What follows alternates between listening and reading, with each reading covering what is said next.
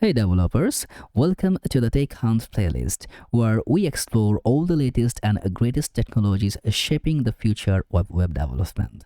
In today's video, we'll take a deep dive into the top 5 React frameworks of 2025 that are changing the way we build modern web applications. Those frameworks are designed to supercharge your projects, whether you are building full-stack apps, static websites, or performance-optimized solutions. From server-first rendering to lightning-first development speeds and full-stack capabilities, we'll explore which of these tools can elevate your development game. Let's jump in and find out how those frameworks can level up your next project. Now, first is coming the Remix.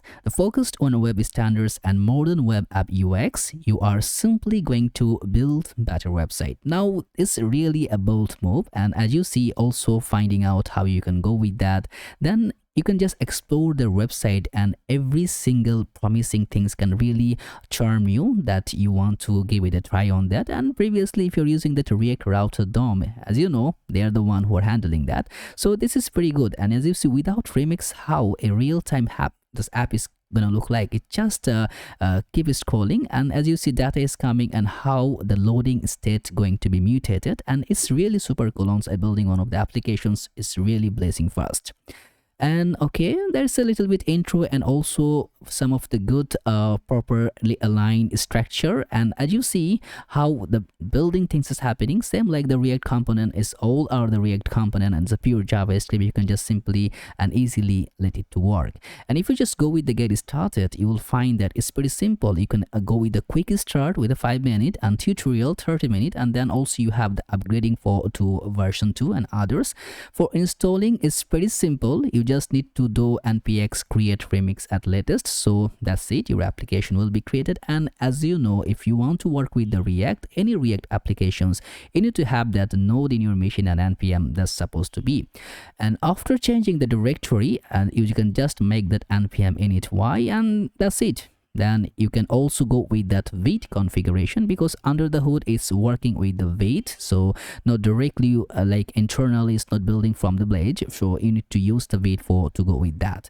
And then the routing setup, how the route is gonna happen and how it's handling all the setup, it's pretty simple and pretty use. What I believe, you can just go with that quick start of 5 minutes. You should have a very better idea while you are trying. And then also you can go with the tutorial for 30 minutes if you want to build this amazing website here. As everything is written here, you just need to follow the command and go through it. That's it. After that is coming that Gatsby. So Gatsby now is very interesting that Netlify is offering all Gatsby cloud customers easy migration paths to Netlify to unite two industry leading platforms into one. So I believe Gatsby and Netlify going to be together. So it's really go find out how it's gonna go with that. So that's their role model here. So we'll go in the documentation how Gatsby actually work. So welcome to the Gatsby way of building. So Gatsby is a React based open source framework for creating websites, whether your site has 100 pages or 100,000 pages. If you care deeply about performance, scalability, and built-in security, you will love building with us. Start pulling data from your favorite headless CMS easily. That's really cool. And you can see also you can go with that, try the tutorial, and also you can go with the quick start. We will see the quick start things. Now here, getting started with Gatsby, so that's you need to go with that npm init Gatsby, so it will go with that. Then cd Gatsby site, and okay, then run develop, so it will open with the localhost 8000, the server site localhost which we are actually using normally in the development of Node.js. So now as you see, you can go with that, and that's it. So you can add more feature, you can go with the overview, and you can also the building with components. All are React components as you see, but you can go with that see how the content gonna be and how the build structure will be and how the data it can be go with the site of so far and the view level it will be, and then our application is going to coming up. So now this is the structure. So how does Gatsby use React components? So everything in Gatsby is built using components. So that's simple. React components is everywhere. So in 2025, I think it will be a massive exploration whenever you are going this one of these. So I think it's really super cool. So give it a try. And also there is a GraphQL concept, so everything also is by default getting the GraphQL concept, so you can go with that. And by the way, website architecture, you can go with that Gatsby e-commerce sector, and then you can learn how you can easily simplify that one. And after that, coming with Astro. So previously Astro, it was not with React, but now it's implementing all the React scenarios. So the web framework for content-driven websites, Astro powers the world's fastest marketing sites, blogs, e-commerce websites, and more. So it's really in the market. Now here, as you see, real-world core web vitals, and here in the Astro 65% Gatsby, 44 WordPress, Next.js, Nast.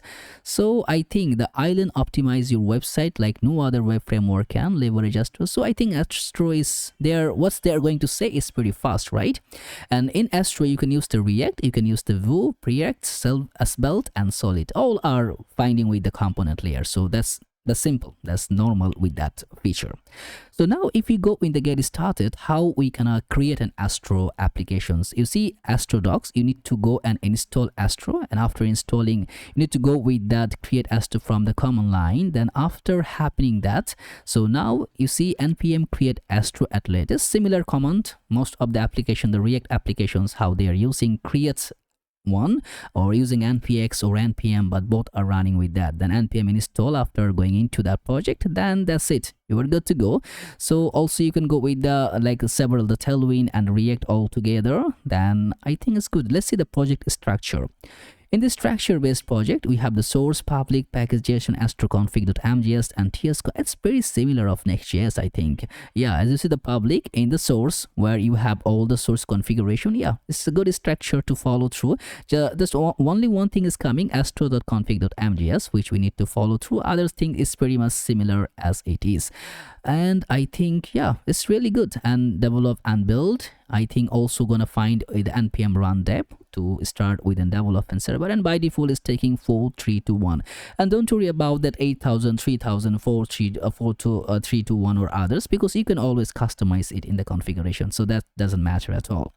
Now after that it comes that builds. Now shift first the missing full stack toolkit for Next.js. It's kind of like a wrapper within the like on top of the Next.js. So it's just grabbing all of the Next.js thing here within it, but it's taking it in a further level. So here is the create project.ts, and there is a pages projects new.tsx. So as you see, it's written in the TypeScript pretty much all. So I think it's having the TypeScript API layer, authentication and conventions and code gen. So this is really good. Okay, I want to because previously I didn't explore it. It's really cool. Let's go in the documentation and see how it's really getting started with Blitz. Set up your computer. Okay, the same thing. We need to have Node. Then run global. Okay, let's go in the light mode.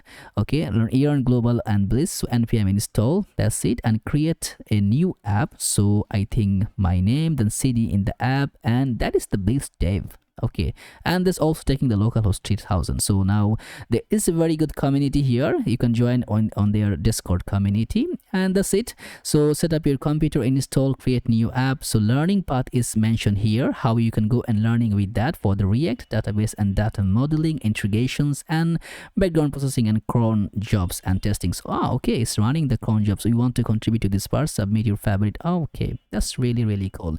So, and also by the way, you can also go with that existing Next.js applications, then you can go through and go with that builds and Next.js. So you can just go and start with that. So I think for a beginner it's gonna be a little hard, but if even you try, it can really make a good shape to you.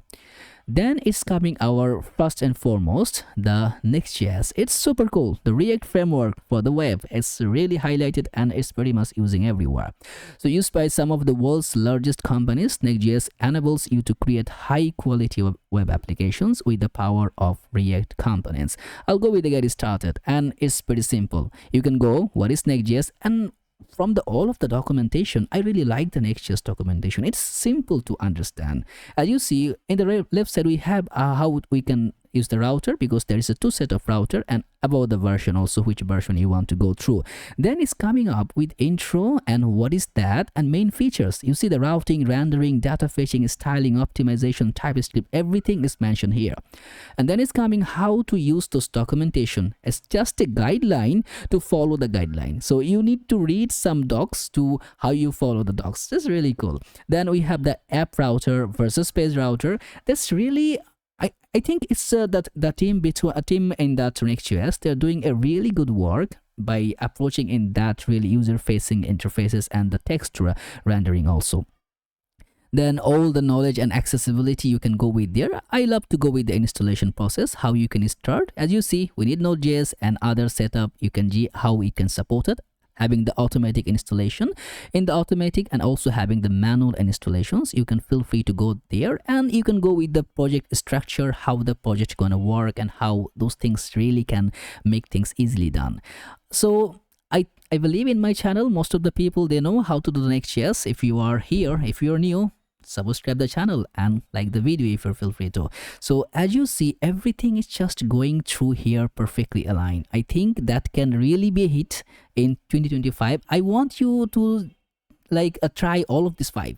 And why I'm saying, because all these 5 of this can really make some super changes and really can make some module. So I think each one of those frameworks brings something unique to the table, and the best one for you will depend on your project needs, and you will never find the best one till you try all of this, right?